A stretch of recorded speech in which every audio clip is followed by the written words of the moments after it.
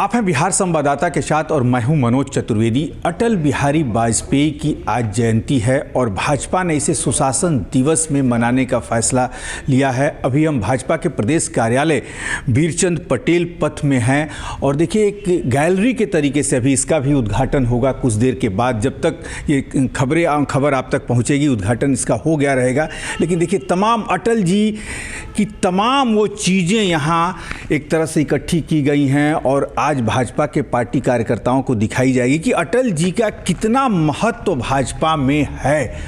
और सिर्फ भाजपा में ही नहीं, तमाम पार्टी के जो दूसरे नेता भी हैं आज भी श्रद्धेय अटल जी को वैसे ही याद करते हैं। उनके गुणों के चलते श्रद्धेय अटल जी आज भी याद किए जाते हैं।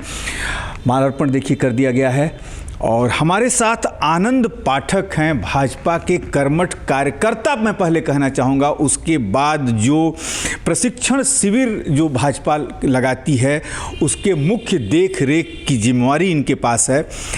आनंद जी पहले तो स्वागत है आपका। बहुत बहुत आभार, आपके चैनल को बहुत बहुत धन्यवाद। बृहद पैमाने पर भाजपा ने इस बार तैयारी की है और अटल जी की तमाम उन तस्वीरों को, जैसा कुछ देर बाद इसका उद्घाटन होगा, दिखाया जाएगा। क्या मानते हैं भाजपा में अटल जी का महत्व? आप भाजपा में अटल जी का महत्व हमारे पहले राष्ट्रीय अध्यक्ष रहे हैं और अटल जी एक ऐसे नेता जिनको कि राजनीति में अजात शत्रु के नाम से जाना जाता है। अजात शत्रु मतलब जिसका कोई शत्रु ही ना हो। पूरे देश ही नहीं, पूरी दुनिया में उनको आज भी उसी श्रद्धा और इज्जत के साथ उनको देखा जा सकता है। इवन जो उनके घोर विरोधी रहे हैं वो भी अटल जी की जितना सम्मान करते हैं उतना शायद ही किसी नेता का सम्मान आज तक इस देश में हुआ हो। ऐसे महान महिषी, आप कह सकते हैं कि ऐसे महान पंडित अटल बिहारी वाजपेयी, जो कि दुनिया में जो उन्होंने एक पैगाम दिया अपने कविताओं के माध्यम से, जो जीवटता प्रदर्शित उन्होंने की, जो उन्होंने बताया, वो आज भी अनुकरणीय है। आज भी उनको याद करने का और पूरा, मैं तो ये कहूँगा कि अटल जी एक ऐसा व्यक्तित्व, मतलब जन्मों जन्मों के बाद ही कोई व्यक्ति इस तरह का देश में इसका जन्म होता है। हम आपको बता दें आज 3 विभूतियों का जन्मदिन है। श्रद्धेय स्वर्गीय अटल बिहारी वाजपेयी, आज़ाद होने से पहले वो भारत जिस भारत में शिक्षा की क्रांति जगा दिया था पंडित मदन मोहन मालवीय, और विश्व को या कह लीजिए भारत को भारतीय संगीत को वेस्टर्न संगीत से जोड़ देने की जिसने पहले कला सिखाई, नौशाद का। 3 विभूतियों का जन्मदिन है और तीनों के कार्यक्रम आज बृहद रूप से, पंडित मदन मोहन मालवीय का भी आज जन्मदिन मनाया जा रहा है। पाठक जी, क्या अटल जी वाली भाजपा और नड्डा जी वाली भाजपा में कहीं ना कहीं अब अंतर हो रहा है? देखिए, समय के साथ परिवर्तन संसार का नियम है। अटल जी वाली भाजपा और नड्डा जी वाली भाजपा, अंतर थोड़ा बहुत आप इस मामले में कह सकते हैं कि अब हम ज़्यादा आक्रामक होकर के काम कर रहे हैं।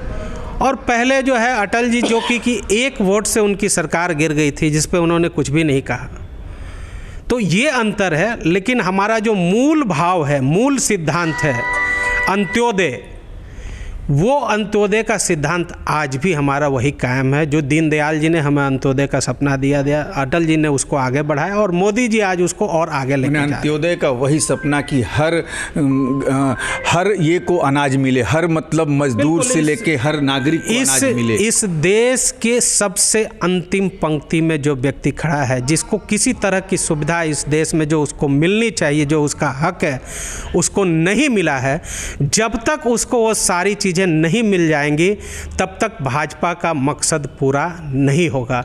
और भाजपा लगातार उसके लिए, आप देखिए मोदी जी की जितनी भी योजनाएं हैं, आप एक एक योजना को अगर आप उठा के देखेंगे तो आपको सीधे आपको उसमें दिखाई देगा कि वो हर एक योजना उस अंतिम पदान पर बैठे हुए व्यक्ति के लिए बनाई गई है। पाठक जी, एक अंतिम सवाल आपसे ले लेते हैं। दयानिधि मारन ने कल फिर से बिहारियों को कहा है कि ये टॉयलेट साफ करने वाले हैं, और टॉयलेट साफ करने वाले का मतलब हुआ एक बिरादरी की तरफ उनका अटैक हो रहा था। उसके पहले वहाँ के नेताओं ने डीएनए के बारे में बिहारियों का, क्या विपक्ष के पास अब ऐसा कुछ मुद्दा नहीं बचा कि वो दक्षिण और उत्तर की राजनीति में, कि दक्षिण में करीब करीब पाठक जी 120 से ज़्यादा सीटें हैं, जहां भाजपा ने 2019 में अच्छा प्रदर्शन किया, सीटें जीत के लाई, कर्नाटक से लेकर तमाम जगहों पे।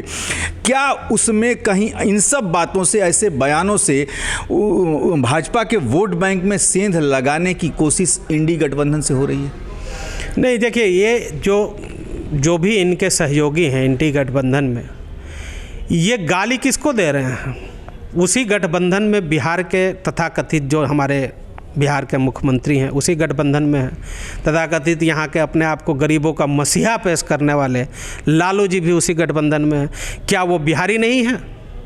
तो इस पे बयान पाठक जी, कल से नीतीश जी चुप्पी साध के बैठे हैं। तेजस्वी जी ने कहा कि अच्छा हम बात कर रहे हैं इस पे, क्यों? क्या ये नहीं समझते कि गाली दयानिधि मारन भले दे रहे हो, लेकिन नुकसान इनका कहीं ना कहीं हो रहा है? अब यही उनको अगर समझ में नहीं आ रहा है तो इसका खामियाजा उनको आने वाले चुनाव में भुगतना पड़ेगा। बिहार की जनता दिखाएगी, उनको मालूम ही नहीं है बिहारी क्या चीज़ है। अगर बिहारी वहाँ नहीं रहे तो उस राज्य का एक दिन का विकास नहीं हो सकता है। और बिहारी एक ऐसी, मतलब कह सकते हैं पूरे दुनिया में बिहार ही एक ऐसा प्रांत है, एक ऐसा राज्य है जहाँ का हर एक आदमी जितना मेहनती होता है उतना मेहनती पूरे देश के किसी और प्रांत के लोग। आनंद जी, अंतिम एक सवाल।